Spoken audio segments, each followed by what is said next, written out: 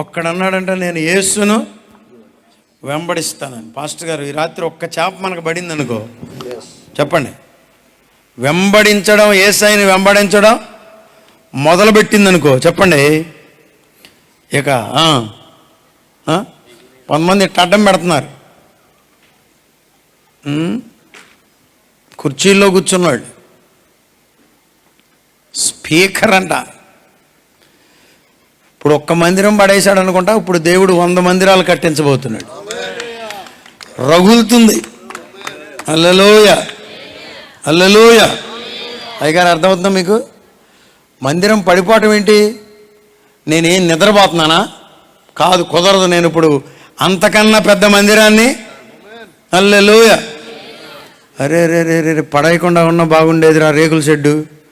ఇప్పుడు చూడండి. మరి అక్కడ ఏం జరిగిందో వాస్తవంగా నాకు తెలియదు, కానీ మొత్తానికి ఒక పెద్ద మందిరానికి నిప్పు అంటుకుంది.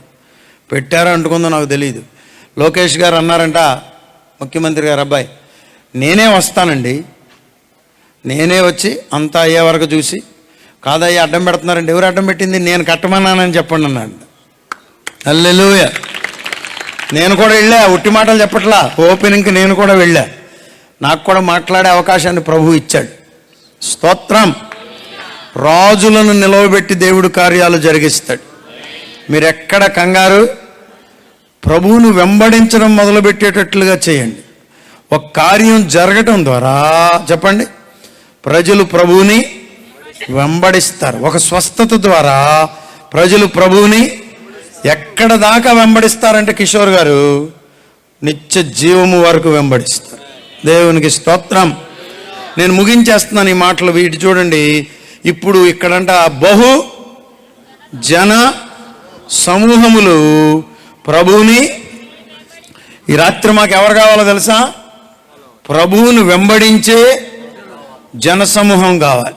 ఎవరిని వెంబడించాలి చెప్పండి? చెప్పండి.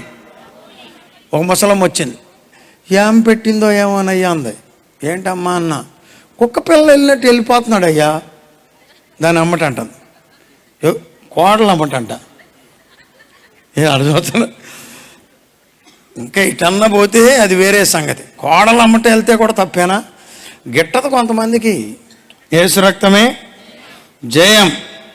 అట్లా కానే ప్రభువును వెంబడించే అనుభవంలోనికి మనం, దైవజనులు ప్రభువును వెంబడించాలి, విశ్వాసులు ప్రభువును వెంబడించాలి, సండే స్కూల్ బిడ్డలు ప్రభువుని చెప్పండమ్మా, గ్రామస్తులు ప్రభువును వెంబడించాలి, సంఘాలు ప్రభువుని, ఎక్కడ ప్రభు ఉన్నాడంటే అక్కడికి మనం పొలోమంట. నేను వెళ్ళను, అది మా మీటింగు కానే. రాగరా నాయన, అది మీ మీటింగ్ ఏంటి? నీ మొహం. ప్రభు ఉన్నాడా లే, అది చూసుకో చాలు, ఇంకా ఏం అక్కర్లా. నేను వెళ్ళిపోతాను ప్రభువా, నువ్వు ఉంటే చాలు, నేను వచ్చేస్తా. కారణం ఆయన నీతో మాట్లాడతాడు, కారణం నిన్ను స్వస్థపరుస్తాడు, కారణం నీకు రొట్టెలు పంచుతాడు, కారణం నిన్ను గొప్పగా చేస్తాడు, కారణం నీకు కృపనిస్తాడు, కారణం నీ పాపాన్ని కడుగుతాడు, కారణం నేను పరిశుద్ధునిగా చేస్తాడు, కారణం నిన్ను పరలోక రాజ్యానికి చేరుస్తాడు, కారణం నిన్ను నిత్య జీవము వైపు నడిపిస్తాడు.